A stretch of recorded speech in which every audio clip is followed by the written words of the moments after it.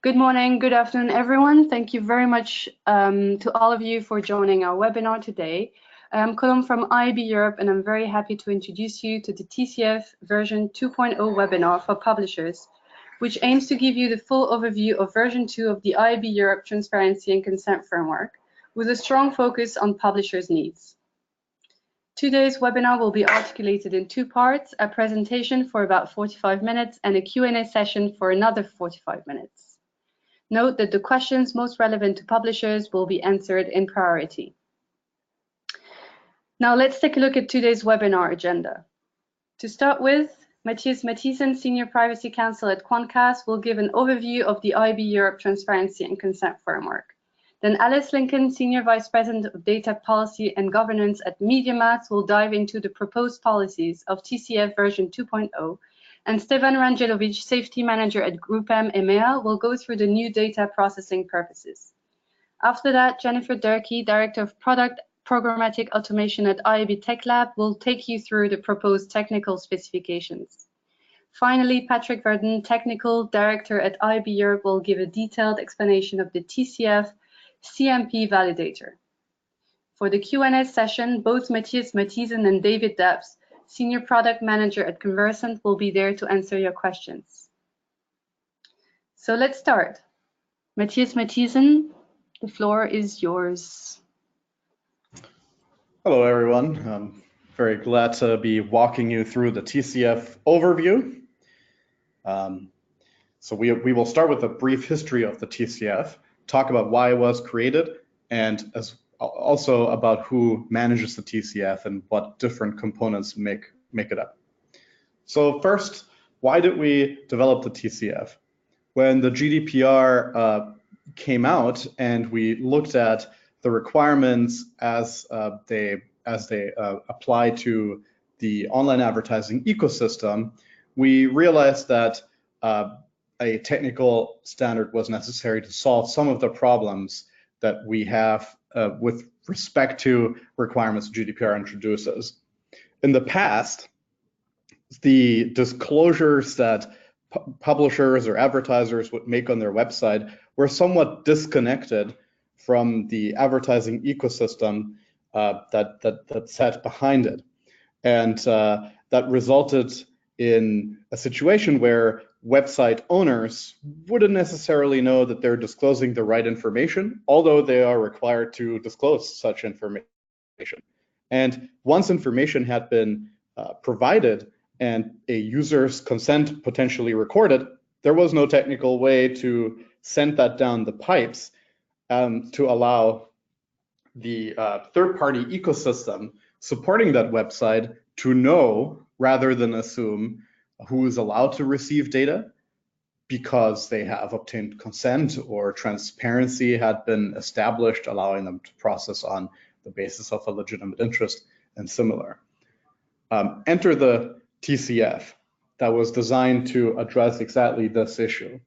The way it works is that the third-party technology ecosystem provides information to the global vendor list, or GVL, which is managed by IAB Europe. In that global vendor list, these technology companies, which can be DSPs, SSPs, measurement providers, and any other third-party vendor processing data in support of any of the purposes that the framework supports, will provide their name, privacy policy, the purposes for which they process data, legal basis for which on which they rely in processing toward these purposes, and more. That information is publicly available and can be used by website owners, usually supported by a CMP, in making accurate disclosures about the third-party vendors with whom they work. Because it is centrally managed, as these vendors update the information they wish to disclose, it is possible for the CMP to update the information disclosed by users as well, making it unnecessary to send around emails and having manual requests put in to update privacy policies for disclosure purposes. CMPs can manage that much more dynamically. Another benefit is that now that we have a degree of standardization, the user not only has information about how their data is processed and by whom, but they can make choices about that too. In this example, the user consents to all vendors except for the pink vendor, which the user in this example has explicitly switched off, and the vendor in black has not been disclosed at all.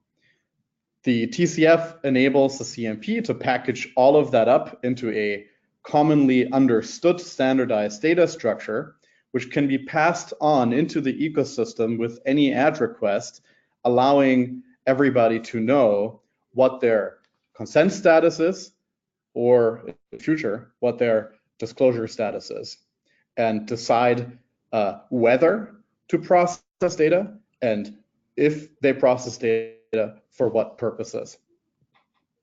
The transparency and consent framework is managed by two organizations, largely IAB Europe, which deals with policy requirements, while the IAB Tech Lab has been responsible for managing the technical specifications. There are four components that make up the transparency and consent framework. One of them is completely decentralized. That is the user interface, which is not centrally managed anywhere, but rather publishers implementing their own CMPs or implementing a commercial CMP have a lot of freedom there to design the look and feel of the user interface that works with the TCF. That doesn't mean that there's complete freedom in the user interface, because the user interface is what originates any signals ultimately that vendors and others in the ecosystem will rely on. So we need to make sure that the user interface is trustworthy. And to achieve that, we have TCF policies, which on the one hand govern certain minimum requirements for the user interface to make sure that everybody knows what has actually happened when they do receive a signal. And these policies also impose obligations on vendors if they wish to sign up to the global vendor list. The global vendor list, as previously mentioned, is hosted by IAB Europe in a central location, and vendors and CMPs can register there and be found for use in user interfaces, vendors that is. And then lastly, the TCF technical specifications that specify how to exactly do things at a technical level are managed by the Tech Lab. The TCF really benefits all stakeholders in slightly different ways. Publishers have a scalable and efficient way to ensure that their preferred technology partners have a GDPR legal basis for processing their users' personal data, and make that information available in a way that everybody participating in the TCF can use. Publishers can use this also to exercise a degree of control, because the GDPR requires disclosure in any case, and publishers or marketers control what is disclosed on their properties.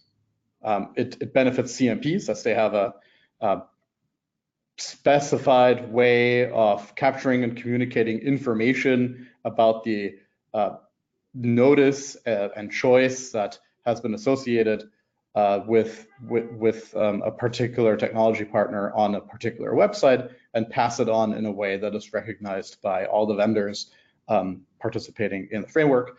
For vendors, there is a lot of efficiency because, of course, they have a single standard to follow that can be implemented across tens of thousands or millions of websites and apps.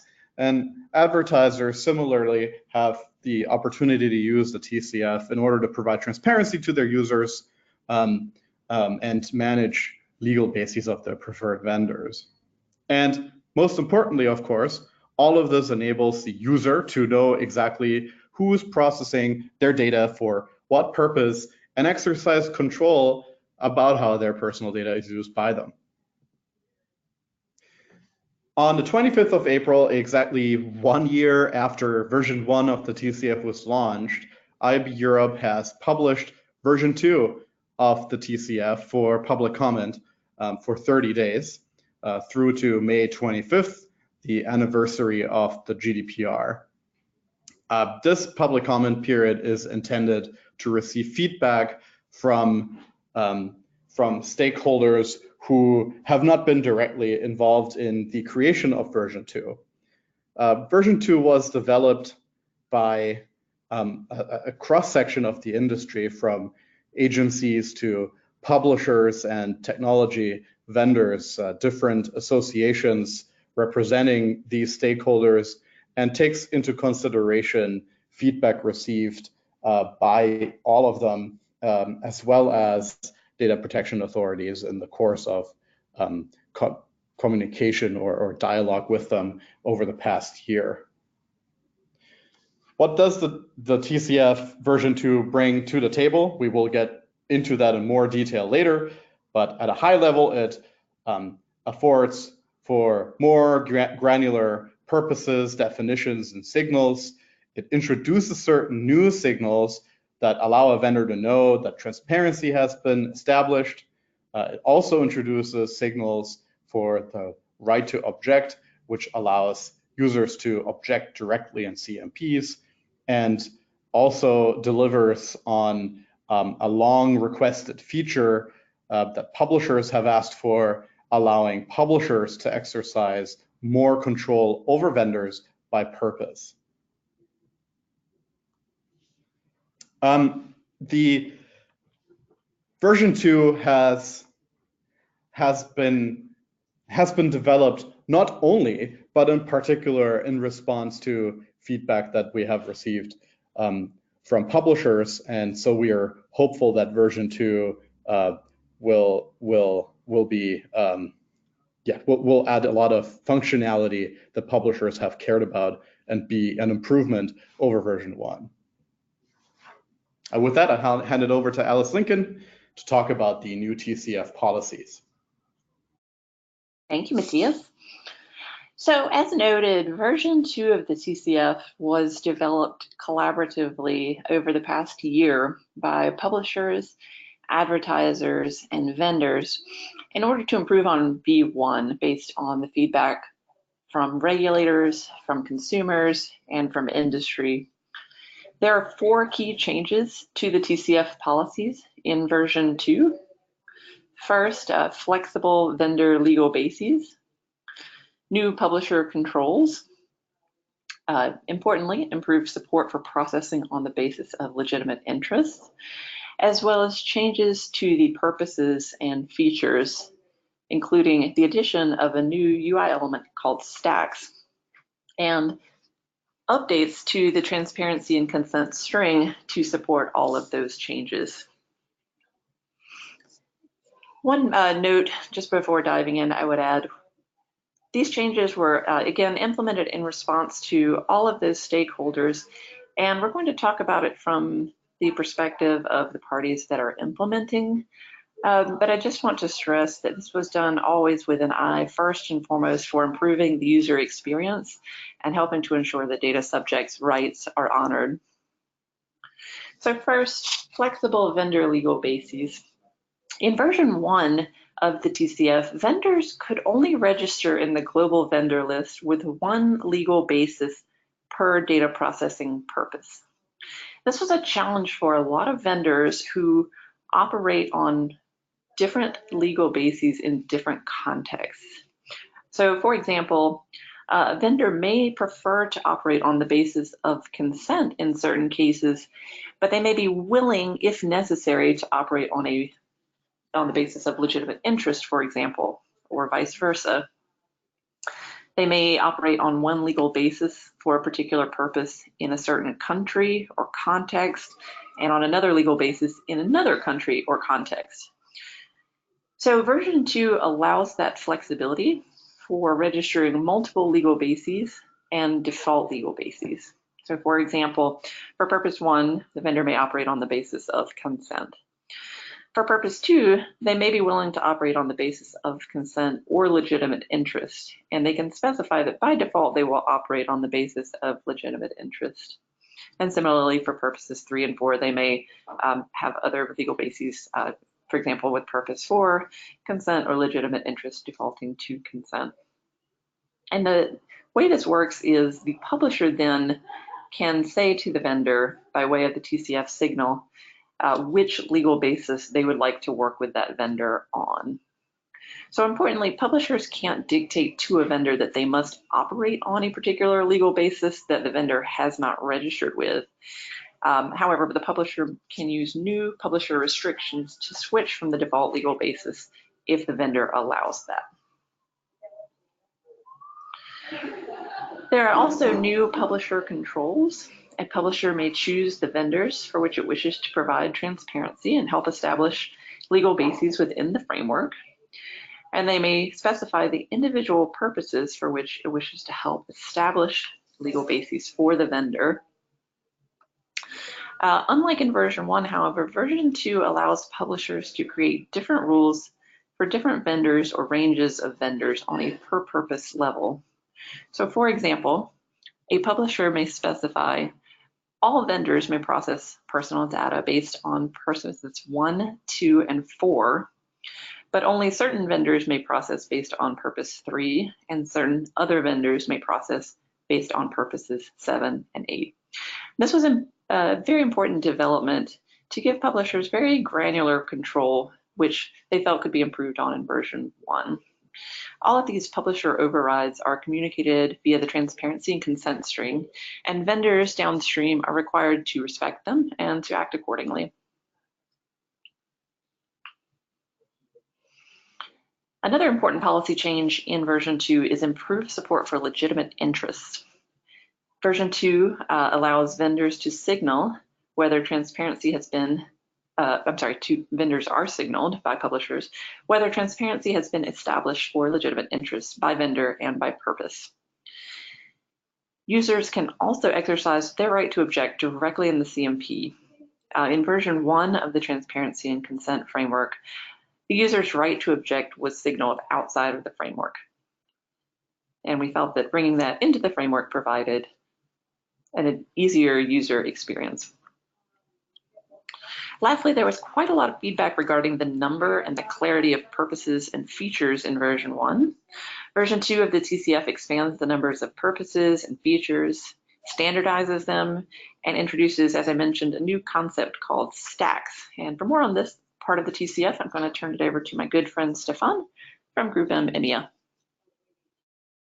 Thank you, Alice. Hi, everyone. Well, I'm here to speak about version 2 and data processing purposes. Before I start, I'd like to stress what kind of goals we had when we started this exercise. We had 4 goals. One is to meet publisher requests, to accommodate your feedback, and to get purposes right, not only for the publishers, but also for other parts of the ad ecosystem, which includes our second goal was actually establishing more clarity for vendors, what they can do under different purposes. And obviously, we wanted to make purposes more understandable and clearer for users who are ultimately the targets of those purposes, because they have to understand them. We also tried integrating and implementing feedback that IAB Europe received from different data protection authorities from across Europe. So let's dive in. As you know, version 1 of the TCF already standardizes purpose and feature language. What changes with the version 2 is that standardization still exists. It's just that we introduced a couple of new items and the terminology slightly changed. So now we have purposes, special purposes, features, special features, and stacks. Don't worry, I will explain this on the next slide. For now, what is important for you to know is that all these elements have standard names purposes specifically have standard legal language and user-friendly language. You as a publisher and CMPs that you work with are obliged to always show and to always disclose legal language to users, whereas the use of user-friendly language of purposes is optional. Obviously, we also have standard translations of purposes, features, and stacks, which you will also be able to use. Why standardization in this case is important? It is important because it gives a common understanding, a shared definition to vendors and publishers, but also to users. So everybody is on the same page what vendors and publishers can do once the user has consented or the user has been informed about the existence of legitimate interest of a vendor. As I said, CMPs must use, without modification, standardized purpose names, descriptions, or translations. Publishers may change stack descriptions. However, there are certain conditions that publishers have to fulfill in order to do this. And it is finally worth stressing is that as under version 1, and also under the GDPR, actually, purpose limitation applies, which means that once that vendors are actually limited to doing what is covered in the purposes for which they have permissions, and they cannot extend data processing operations beyond those purposes as permissible under law. So about actual purposes. Version 1, as you are aware, had 5 different purposes. One is information storage and access, which is actually so-called e-privacy directive purpose, which in a sense it's not a purpose, it's more of a means to achieving other purposes. But for the purpose of the TCF, we call it a purpose. This purpose obviously still exists in version 2. It is just slightly renamed, and it's called store and or access information on a device. And the legal basis for this purpose in version 2 is consent, which is standardized for those jurisdictions where e-privacy directive has been transposed in a different manner or it has not been transposed to require consent. There are different ways to accommodate this. Then we have in the version 1, we have a one purpose personalization, which covered personalization of content and ads. In the version 2, we have 2 specific personalization purposes, which are create a personalized ads profile and create a personalized content profile. For these 2 purposes, permissible legal bases are both consent and legitimate interest. In the version 1, the third purpose was ad selection, delivery, and reporting, which now is somehow mapped to purposes in version 2, which are select basic ads and select personalized ads. I would actually invite you to read the policies of the TCF for a more thorough understanding of what each one of these purposes actually means. Because the actual descriptions can be and are very, very detailed. So for your own better understanding, please refer to the actual document. As for the previous purposes, for these 2, the select basic ads and select personalized ads, permissible legal basis under the TCF, or what the legal basis that TCF actually accommodates are consent and legitimate interest. And then we have content selection, delivery, and reporting, which existed as a purpose 4 in TCF version 1, which is now select personalized content. And finally, measurement purpose. Measurement purpose in TCF version 1, there was only one. Now we have 3 different measurement purposes. One is measure ad performance, 2 is measure content performance, and 3 is apply market research to generate audience insights. The last purpose that you see here, apply market research to generate audience insights, is what is in the industry more commonly known as audience measurement. And finally, an additional purpose that we have added is a purpose develop and improve products. As I said, you can see actually on the slide here that legal basis that the TCF accommodates for these purposes are consent and legitimate interest. What we have added to the purposes mix for the version 2 are 2 special purposes, which are ensure security, prevent fraud, and debug. And the second one is technically deliver ads or content. Now, the difference between purposes and special purposes is that for purposes, users have a means to actually exercise their choice to withdraw and give consent, or to withdraw to exercise the right to object to legitimate interest through the TCF. Whereas for the special purposes, legal basis that the TCF establishes is a legitimate interest, but users cannot actually exercise their choice directly through the TCF. They would actually have to go directly to the vendor, as these 2 purposes are very fundamental to the functioning of the advertising ecosystem. As you can see, purposes are very granular.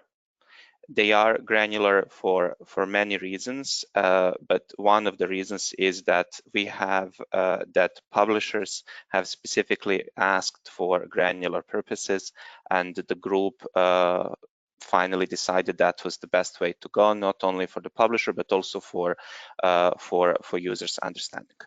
Now let's move on to features. In the TCF version 1, we had 3 different features, which are offline data matching, cross-device matching, and geolocation data. It is maybe worth clarifying what a feature is. So a feature is a specific data processing operation or a data point which is not unique to a single purpose. Instead, it is used across different purposes. So for example, you may need to use offline data matching for measurement, but you may also need to use it for selection of personalized ads. Therefore, the version 1 had features as data processing operations or data points that are very that span across multiple purposes, but that should be disclosed to users, because users ought to be informed what is actually happening with their data. In the version 2, we have renamed some and reshaped some of the features. So as you can see, there is a new feature, match and combine offline data sources and link different devices. And then we have so-called 2 special features, which are precise geolocation data and use precise geolocation data and actively scan device characteristics for identification. Now you're probably sitting there and wondering what is the difference between features and special features.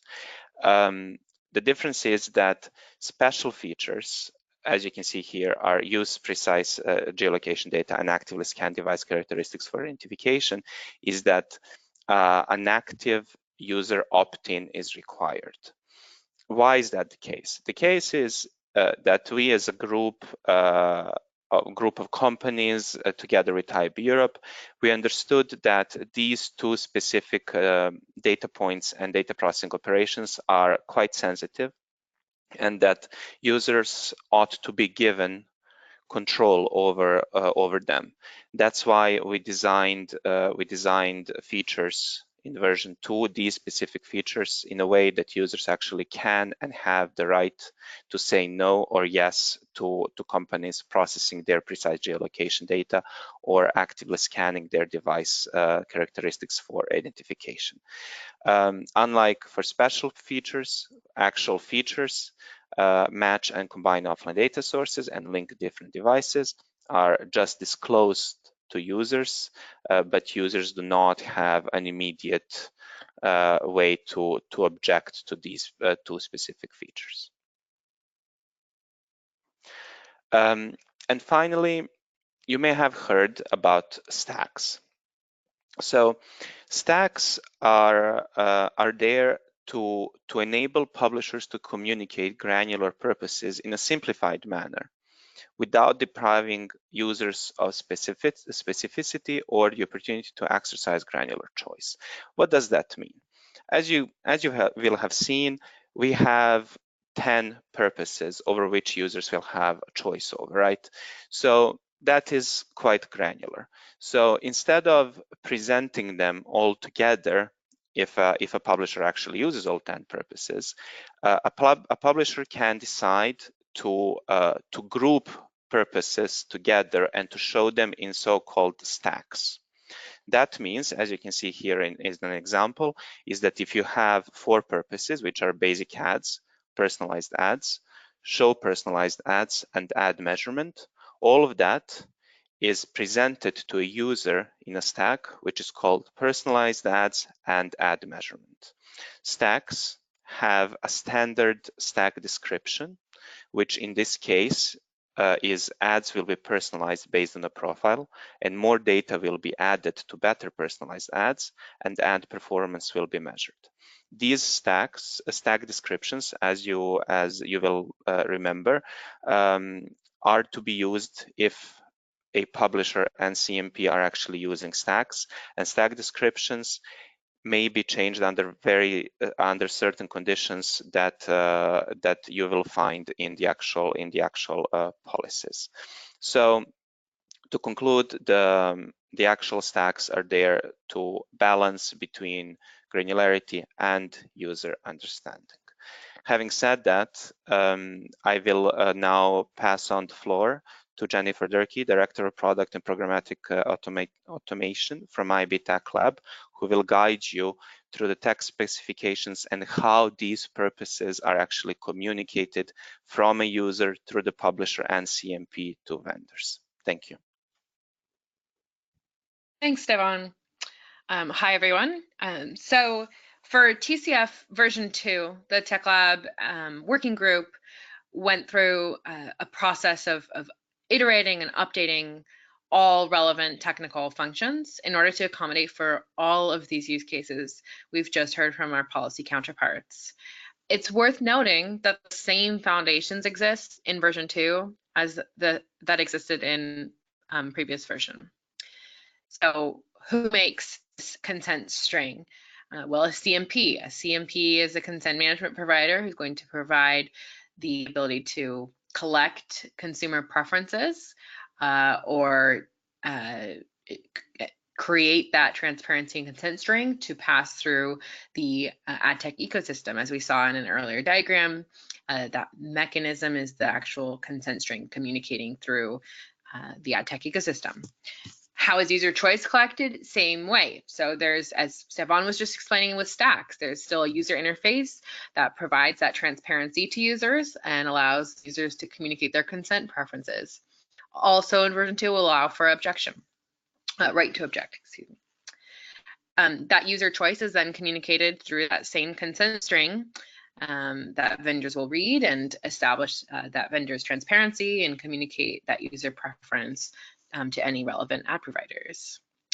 It's worth noting that the transparency consent string has grown a lot in version 2. So on this slide, we see a helpful diagram here. In blue is everything that was in the consent string previously, and in green is all of the rest that we've added in version 2. We've also renamed, so it's not just consent string, now it's transparency and consent because of all of the additional functionality that we've added. So we've got data, use consent, legitimate interest support, and critically, publisher controls, like which purposes or legal bases the publisher is for, of course, based on vendor indication.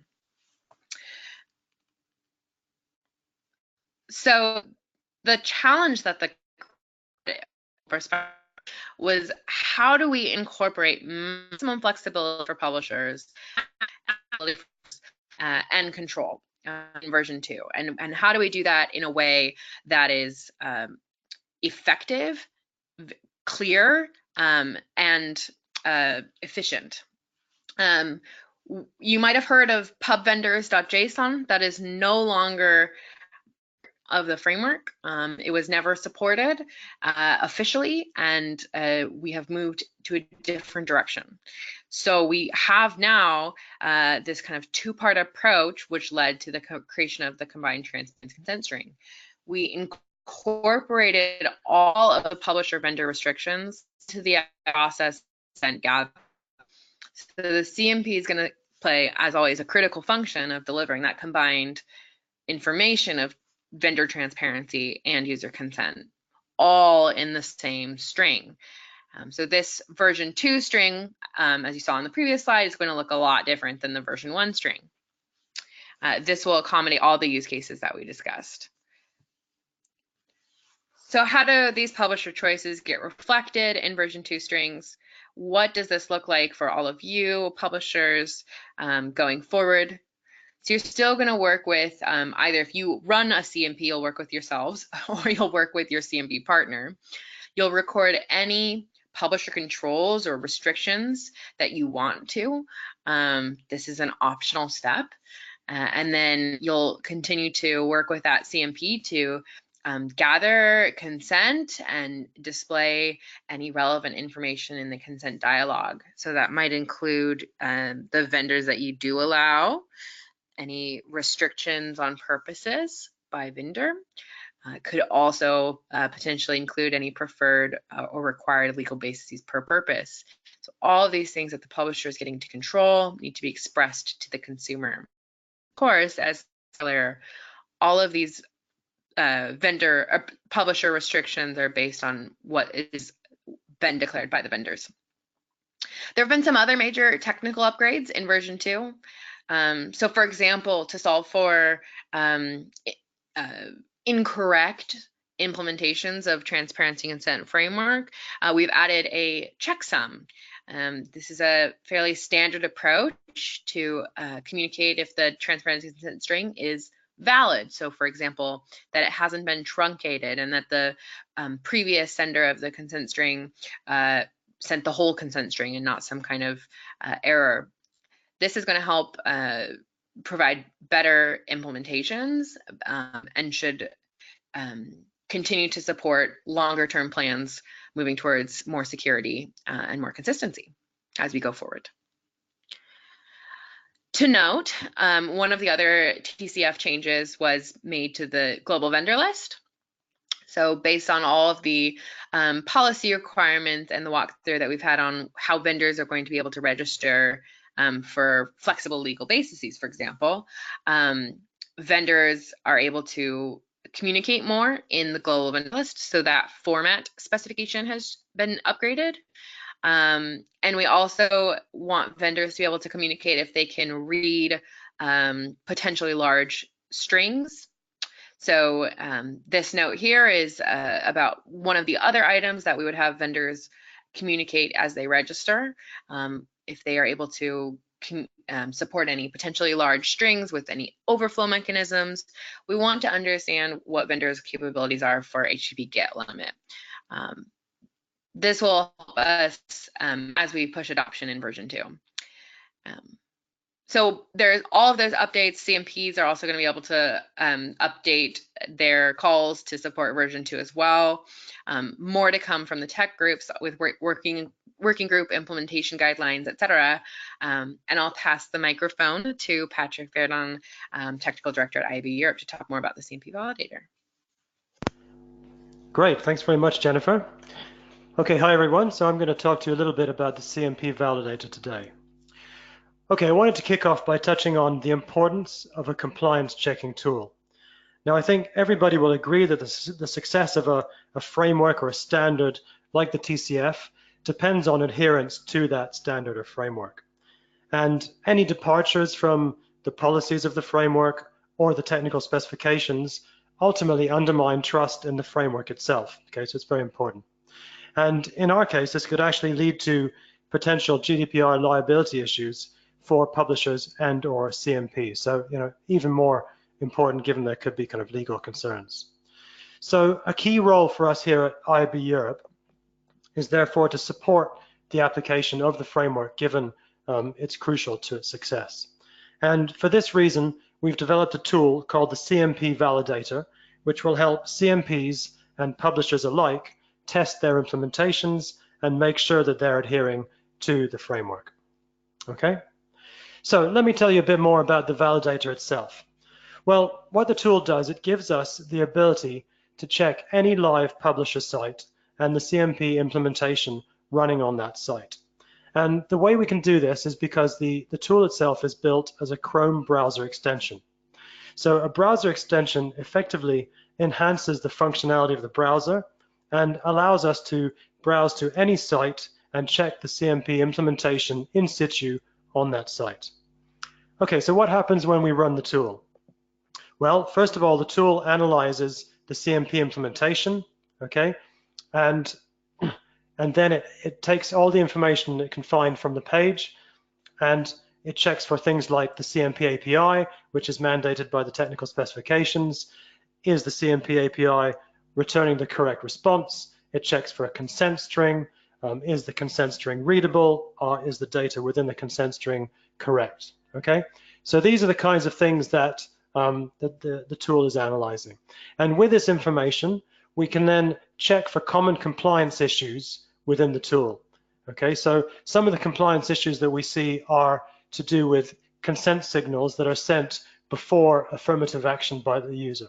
And in this case, obviously, this is a breach of our policies, but it's also a breach of GDPR, so it's not a good use case. The screenshot you're looking at right now shows a case where the consent string is found, but the CMP ID in the consent string is incorrect.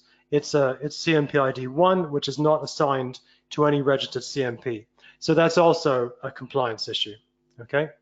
So these are the types of issues that we can actually test with the tool. Now, in terms of who will be using the tool, well, it's going to be predominantly for internal use by IAB Europe, but we will also be making it available in a controlled way to CMPs and publishers so that they can self-check their own implementations, okay? And finally, so we will be using the tool to kick off a CMP compliance program. This means that all CMP registrations, all new registrations, will have to pass the checks before they can join the framework. And we will also be checking all existing CMPs with the tool, as well as top sites in each European country. And wherever we find a problem, we will give CMPs a fixed time period to resolve those issues, okay? So the target date for the new compliance process is the end of May, and as soon as we have the full details of the process, we'll be publishing those details to the community. And that's it from me. Thank you very much. We'll now move on to the Q&A session. Thank you very much to all our speakers for their amazing presentations today. I just wanted to say that if you wanted more information, you can go visit the IAB Europe website at www.iabeurope.eu/TCF. And if you still want to submit your feedback on policy, you can email tcfpolicy@iabeurope.eu, or if you want to submit feedback on technical specs, you can email transparencyframework@iabtechlab.com. Moving on maybe now to the Q&A part of the webinar. Again, Matthias Matthiesen and David Dabbs will be with us to answer all the questions submitted. So let's start. The first question we have is, how will the transparency consent string be passed to a vendor in the RTB environment? And who will deliver the transparency consent string? Is it the SSP or the publisher through the CMP API? David, do you want to take that one? Sure. If the publisher has integrated the vendor's technology on their site, and the vendor's technology is TCF aware and the CMP is there, then the vendor's code would call the standardized framework that we put together so that all vendors know how to call it, access the TC string, and pass it along up to the vendor service. Now, if the vendor that we're talking about here happens to be further downstream in the ad tech chain, then whoever is upstream from them should take the TC string and pass it along in the identified field that we've specified in an addendum to the OpenRTB protocol. And they pass that along unmodified, and then the vendor would receive it, open it, inspect it, and decide whether or not they may process based on the string.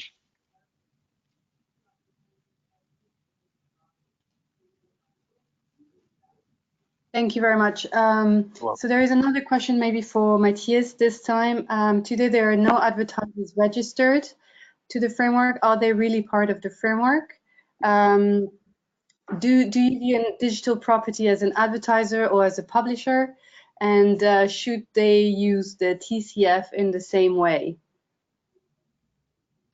So the short answer is yes, advertisers should be using the TCF. There is 2 use cases, and which one a particular advertiser wishes to use will depend on the exact thing that they want to do. But the TCF actually defines a publisher quite broadly as essentially the entity that runs a service on which either ads are sold or a service on which user data is collected for one of the purposes that are supported by the framework. And so while advertisers do not usually sell ads on their own services, they do typically collect user data for advertising from their digital properties. And as such, they actually neatly fit into the definition of publishers within the TCF, meaning they should be using a CMP to provide transparency to their users about their third-party advertising partners and solicit their choice, for example, asking for their consent. It's also possible, depending on the circumstances, an advertiser is essentially a vendor if they're acting in a third-party technology capacity, and they may want to consider potentially registering on the global vendor list. But that is an assessment that each advertiser will need to take independently and sort of depending on their particular circumstances. Certainly not every advertiser will need to register for the global vendor list, but I would wager that most, if not all, advertisers have properties online on which they should be implementing a CMP. And then they can either operate their own CMP and register that or work with a commercial CMP provider. Thank you very much. Another question, will publishers relying on consent for data processing have to reconsent all data? And will the market work with both types of consent for an interim period, namely v1.0 and v2.0? Maybe Matthias, you can take that Yeah, one. sure. I mean, as you probably have seen on the slides talking about purposes, there was a big disclaimer saying there's no backward compatibility between version 1 and version 2 purposes. What that means is that before any signals can be sent using v2 signals, which relate to v2 purposes, the user must actually have interacted with these v2 purposes. So for example, they must have been informed about any processing under a legitimate interest under these purposes, and before any consent signal can be sent, they must have consented to the v2 purposes. With respect to the sort of transition period, there will be a period where it is possible to both implement v2 as well as v1, but at some point v1 will be deprecated, at which point in time no signals using v1 purposes will be valid anymore under the framework.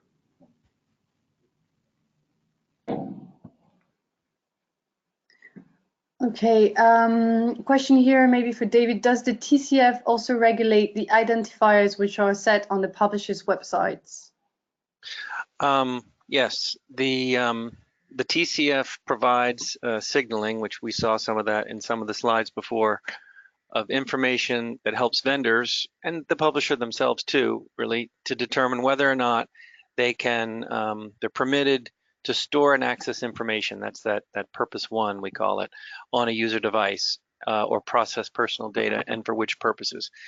So in the sense that there's a signal that indicates whether or not a vendor or the publisher can set or access the device, it does regulate it.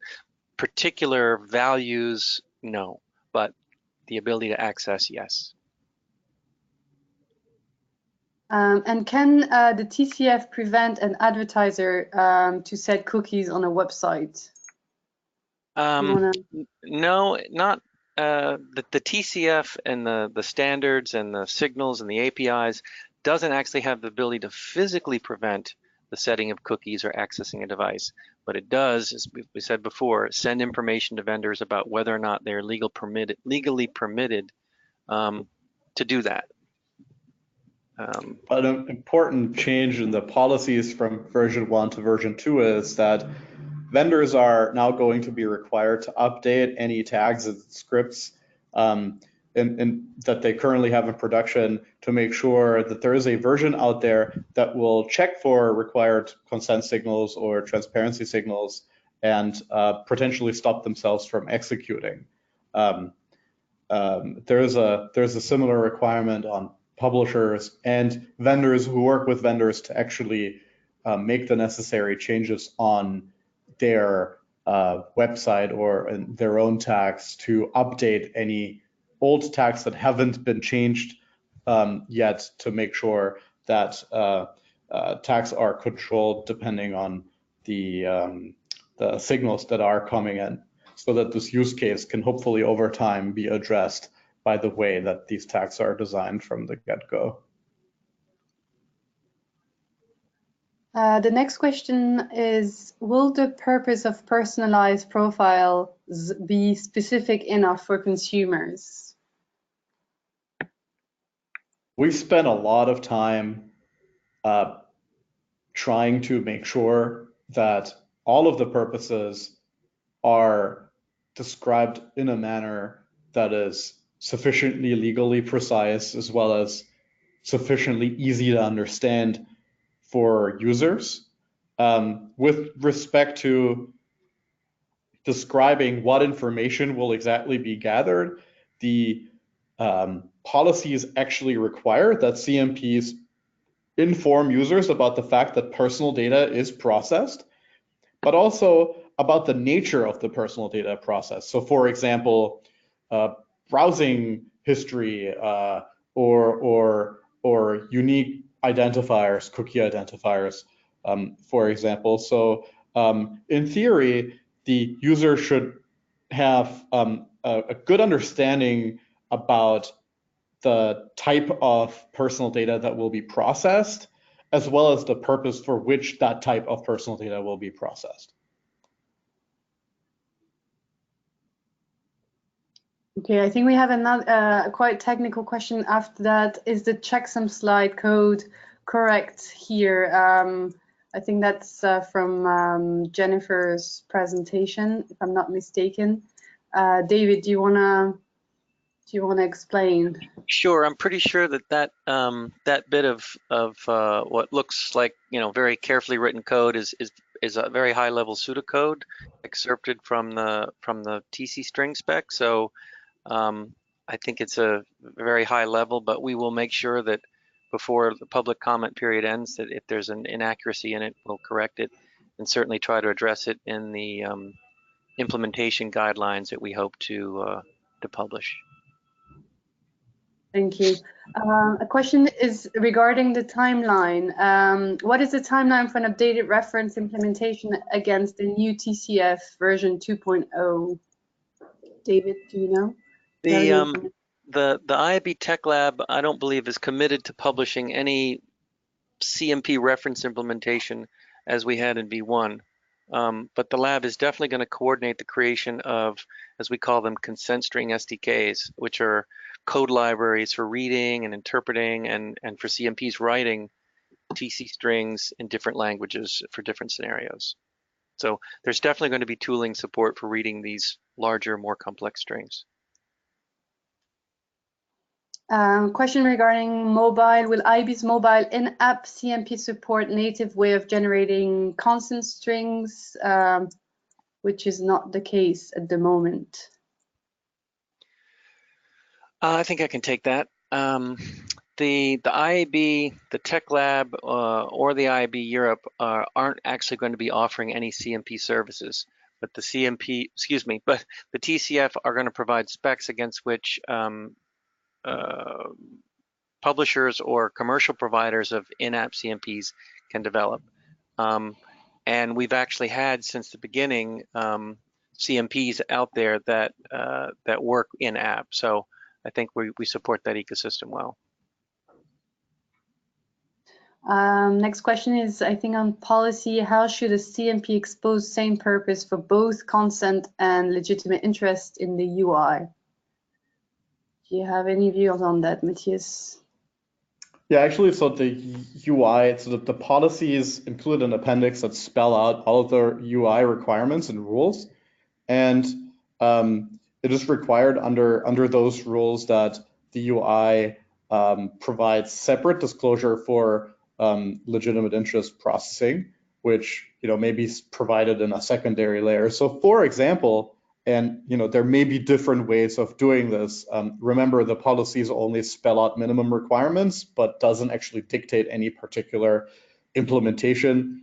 So, for example, the CMP could, when it makes disclosures in the context of consent, soliciting consent, which is sort of upfront, provide a notice that says some vendors here are not actually seeking or asking for consent. They are instead relying on their legitimate interests to process data, and there is a right to object for such processing, and then provide a link to where the user can find out more information about which vendor is relying on a legitimate interest to process personal data compared to consent, and also under version 2 where the user can exercise their right to object directly in the CMP.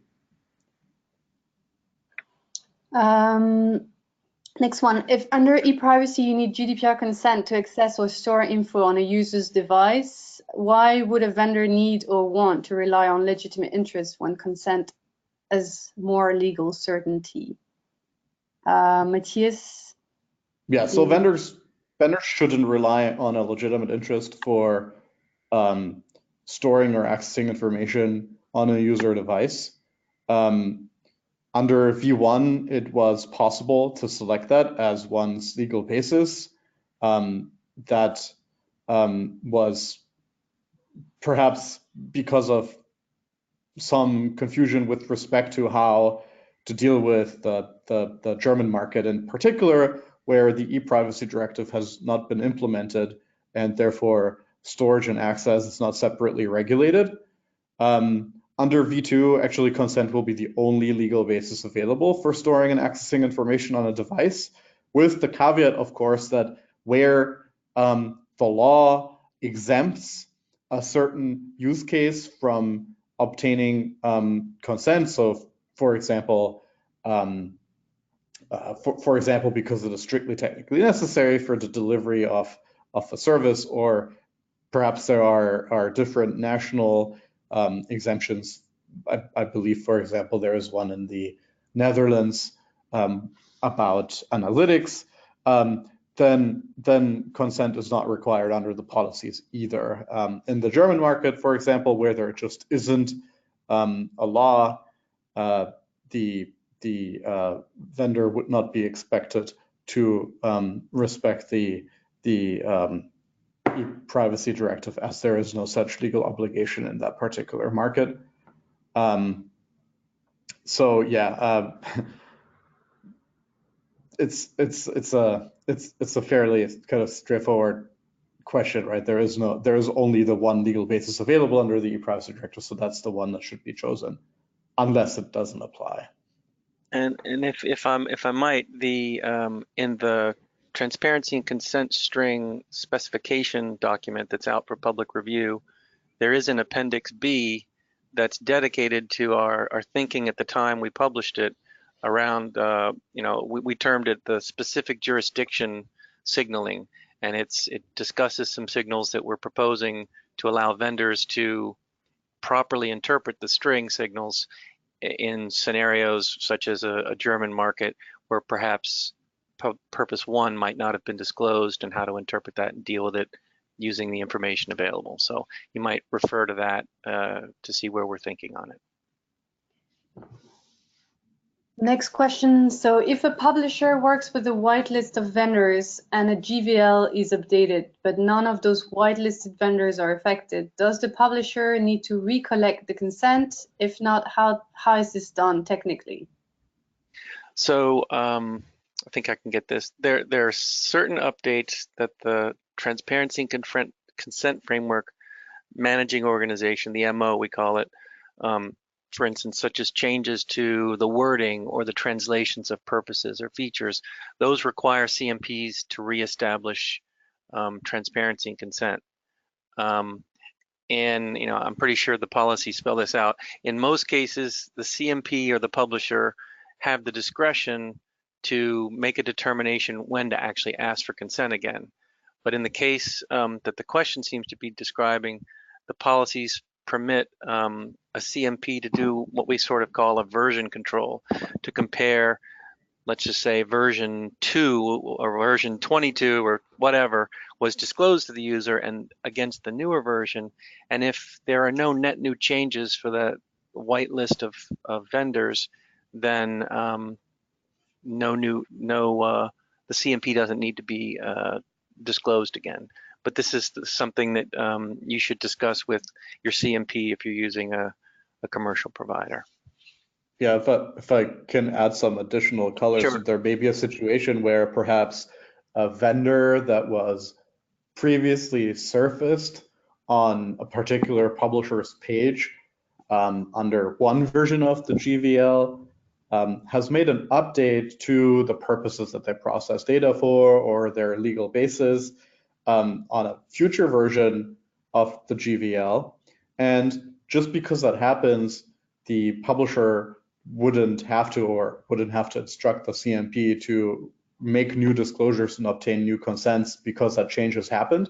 But it's very important that the version of the GVL that is actually signaled in the TC string makes it clear that this is a TC string that has been generated on the basis of old disclosures.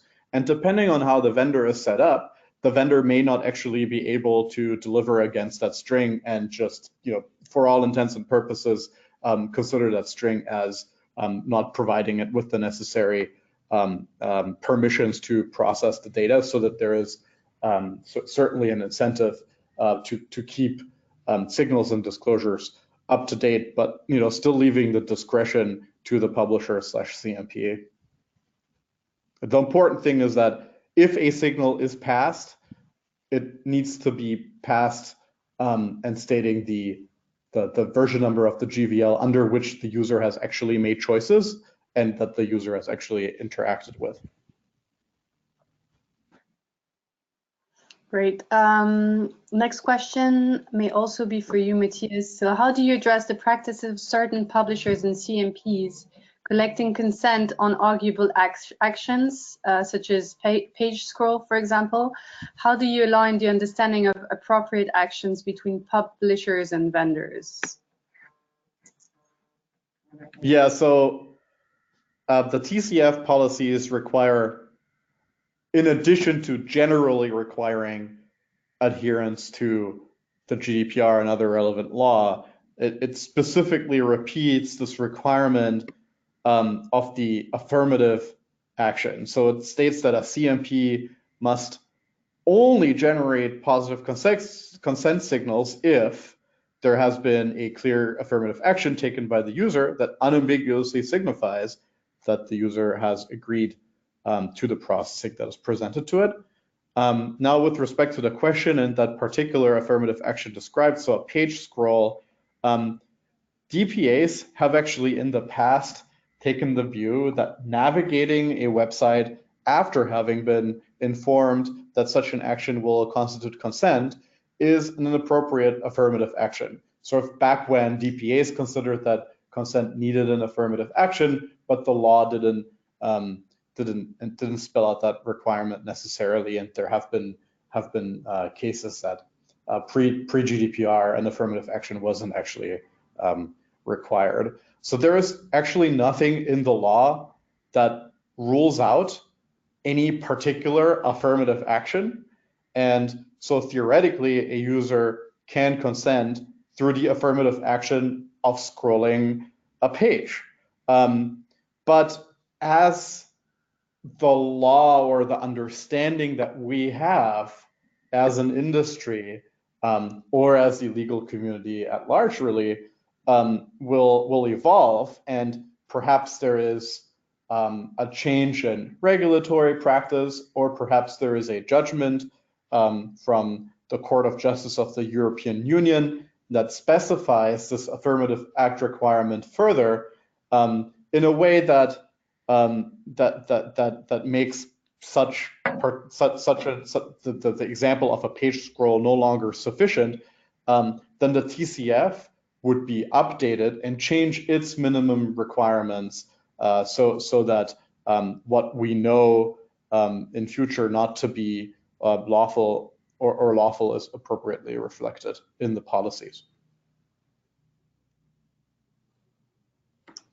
Next question regards a flexible legal basis. So the question is, does it mean publishers can follow the setup of each vendor's purposes the way they have registered them as a company for the TCF? Which is to say that if a vendor have registered all purposes as legitimate interests, will consent be given by default, and will the user need to visit the vendor page and make an opt-out? I think in the way that this question is phrased, it's perhaps appropriate to remind everybody that consent and legitimate interest are two separate things. Consent means the user approves or agrees to data processing before the processing starts. Legitimate interest means the user is provided with information and given the opportunity to object later on. Legitimate interest and consent are completely separate things. Legitimate interest doesn't mean that there is a consent by default. That is not what a legitimate interest is. So it's important to be familiar with the concepts and the legal bases and how they're different and not mix them up. With respect to what publishers can do, depending on the declarations made by vendors in the global vendor list against each purpose, publishers can choose between two legal bases if two legal bases are in fact offered. It's very important to stress once again that if a vendor says they're operating exclusively under a legitimate interest for a given purpose, a publisher will not be able to require that vendor to process under consent or vice versa. So the flexibility is provided by the framework for a publisher to determine the legal, or not to determine, but to select the legal basis. It depends on what the vendor has offered. Okay, next question. In some countries, DPAs are asking publishers to ask consent for a clear number of vendors. Does the IAB Europe Transparency and Consent Framework advise on what would be an amount of vendors a consumer can consent to or agree for his data to be processed? The minimum requirements for the user interface in the TCF do not currently provide any requirements about the number of vendors that a publisher may disclose and request consent for. In fact, there is nothing in the law that establishes sort of a hard limit or a specific number of vendors for which valid consent can be obtained. Once again, similarly to the question on affirmative action, the TCF is a living and breathing and evolving framework, and should down the line there be a judgment of the Court of Justice that specifies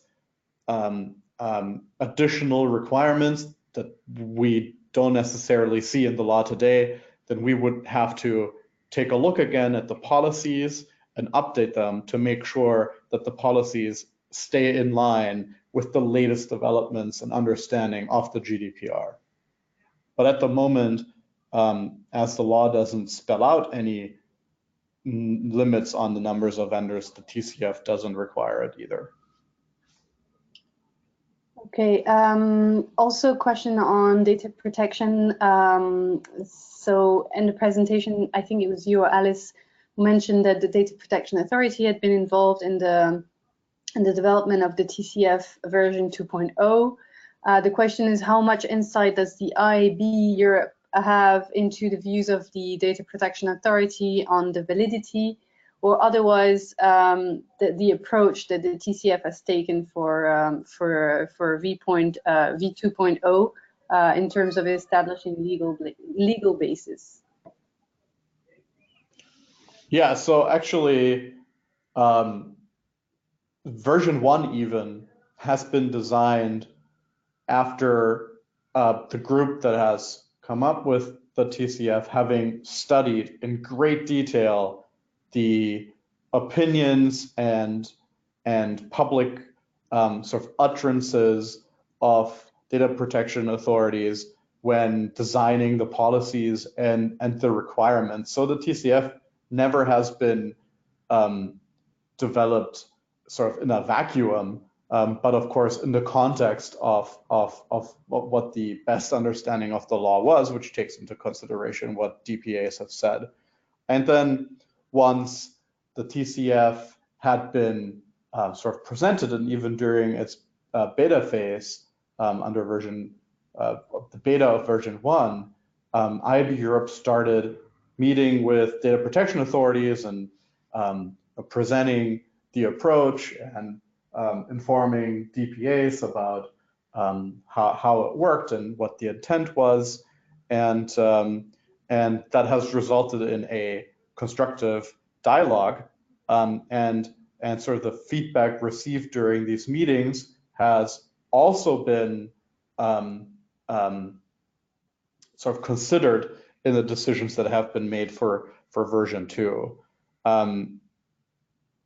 Exactly what sort of the opinion is of regulators about every detail, you know, I don't know, frankly. I know that there have been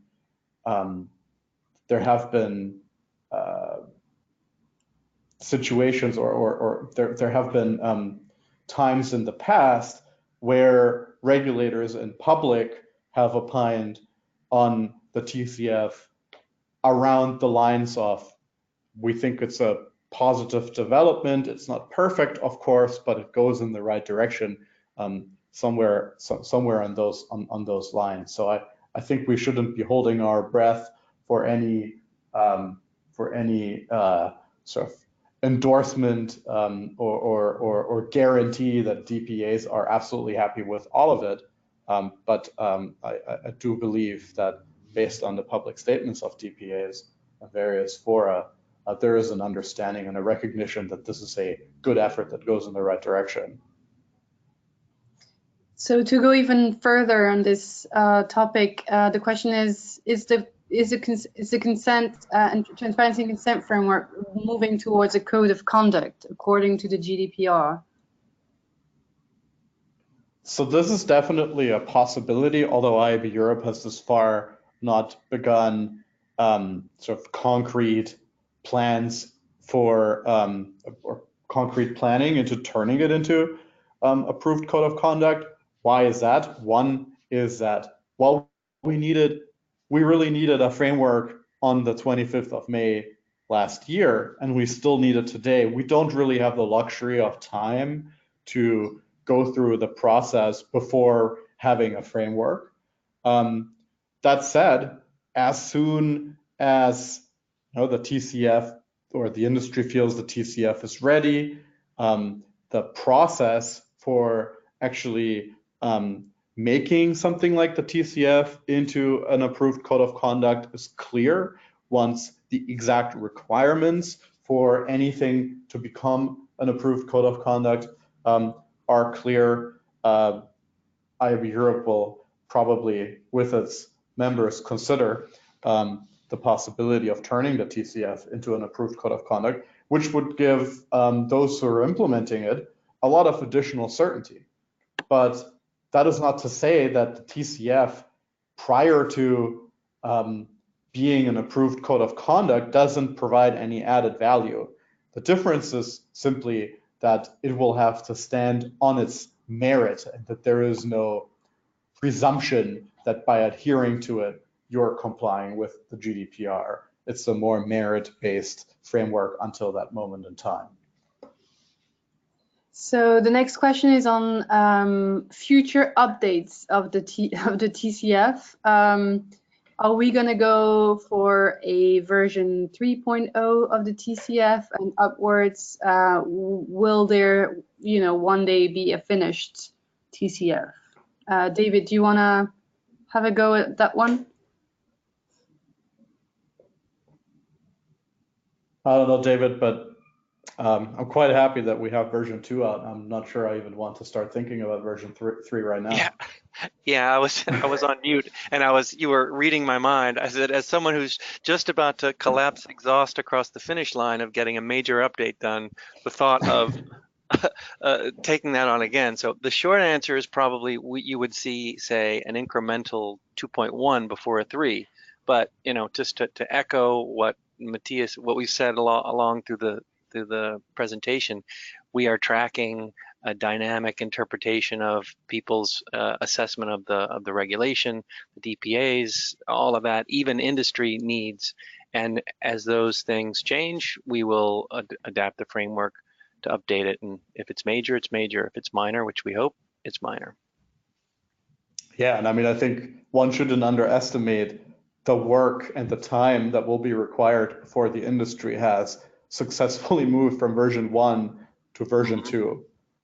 So I think the immediate priority of the industry should be to implement v2 correctly. And hopefully, if we haven't completely failed doing our job, that should be good for the foreseeable future without any major updates. Although, of course, they're never completely ruled out, and the TCF will develop in one way or another. Actually, this is quite connected to the next question, which is asking, what is the timeline for implementing version 2.0? Will there be an interim period during which v1 and v2 strings will be admissible, or is there going to be a hard switch? So after public comment is over and IAB Europe and the IAB Tech Lab were able to digest the comments received and finalize the policies and the specifications for version 2, they will also communicate an exact timeline. And there will be a transition period, as sort of alluded to before, during which vendors and CMPs and publishers, if they choose, may already start implementing version 2, but version 1 will sort of coexist for a while as the industry is making the necessary changes into adopting version 2. And then at some point in the future, there will just be a cutoff date. Version 1 will be deprecated, and no more transparency may be provided under version 1 purposes, and and no more signals will be sent using v1 signals, everybody at that point in time must have switched over to version 2. But the exact timeline will be announced once the specifications and so on are actually ready after public comment. Great, thank you very much.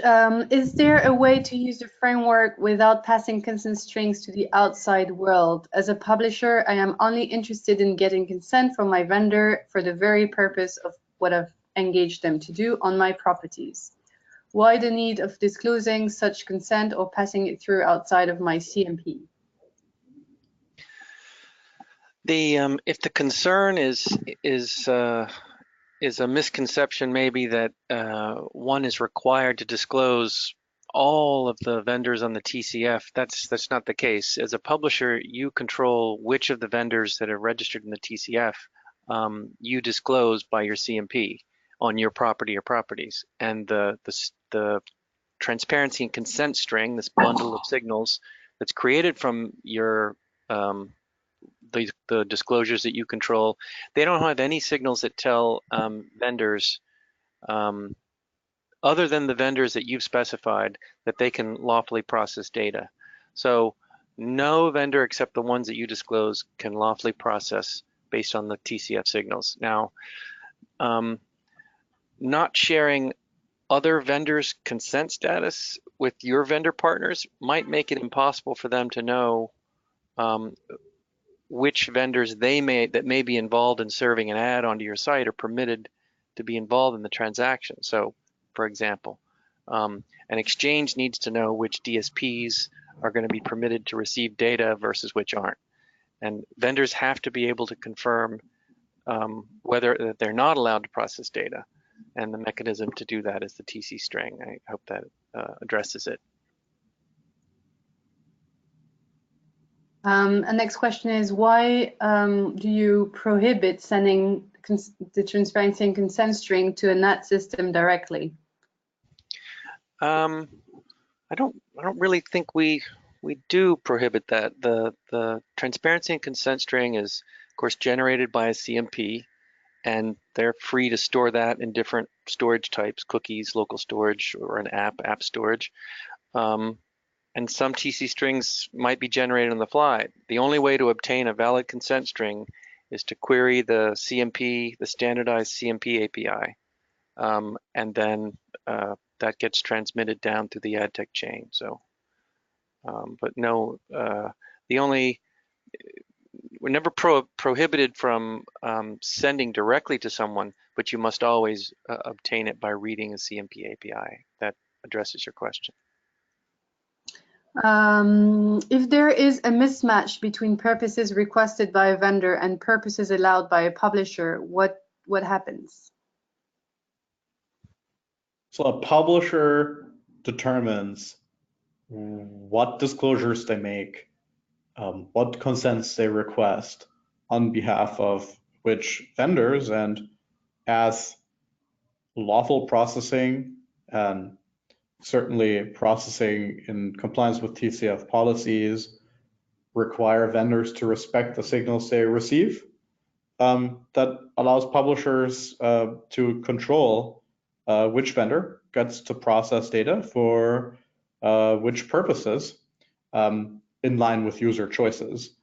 Now, just because publishers are given this degree of control and have the possibility of restricting vendors to process data for specific purposes doesn't mean that a vendor will in response still do business with that publisher using the permissions that they have received. So a vendor may very well say, I only do business if I receive permission for the following purposes, and if one of them is missing, I'm simply not interested in doing business. So that is a possibility. So basically, publishers do have the control over what purposes vendors can or cannot process data for in line with user choices, but ultimately, both parties need to agree that they're happy with what they're allowed to do. Thank you. And I think that will be the last question for both of you. Does a publisher have the right to process his own data without a third-party vendor? Or has the publisher need to be a vendor in this case in order to be able to process its own data? Maybe for David, do you want to take that? I'll give that a shot. Well, certainly a publisher doesn't have to be a vendor, right? The TCF does make it possible for CMPs to establish, gather transparency and consent, including for the publisher, even if the publisher isn't a vendor, and doesn't have to be mediated through a vendor. The framework's main utility is signaling transparency from third parties to first parties, and signaling I guess legitimate interest transparency status and user choices from first parties to third parties. But the publisher doesn't need to be in the TCF to signal this information to themselves, and publishers can use their CMP, commercial or self-hosted, to establish transparency for their own behalf, as well as vendors not part of the TCF, with the proviso that it needs to be very clearly delineated which vendors that are being disclosed are part and which are not part of, because the ones that are part of the TCF have signed on to the terms and conditions and all of that stuff. I don't know if that you think that covered it, Matthias. The intent was there. Yeah, absolutely. Yeah. Well, thank you very much. I think this is the end of the Q&A session of today's webinar. I want to thank you again, David and Matthias, for staying on for the Q&A session, and for everyone else. The recording will be published on the IAB Europe.eu website, so stay tuned for that. Thank you again, and have a good evening and rest of your day. Goodbye. Bye-bye. Bye.